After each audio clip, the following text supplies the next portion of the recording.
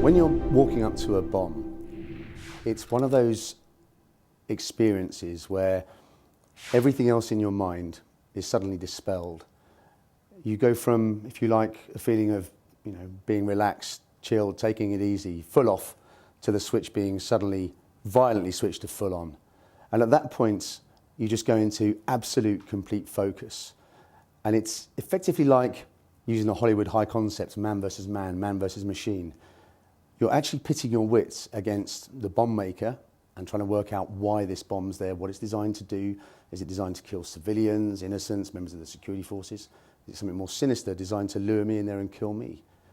But there's also this man versus machine.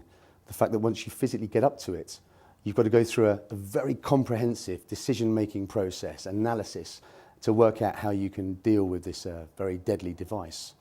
And it's like the moment at which the drawbridge goes up behind you, the visor comes down, and it's called the long walk, where a walk of 200 meters can feel like 200 miles.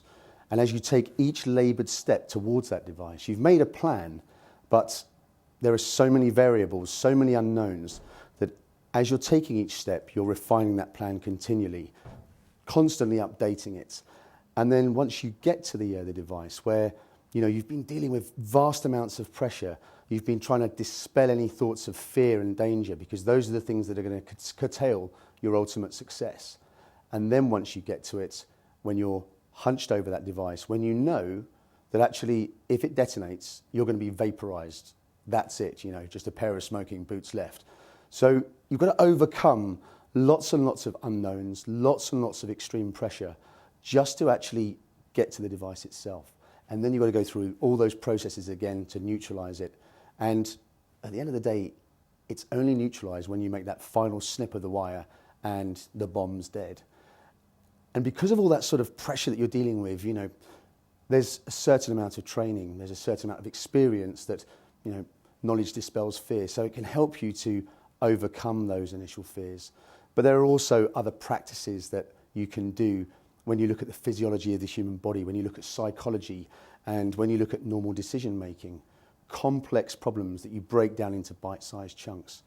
And actually, whether it's the battlefield or the boardroom, the processes are all the same.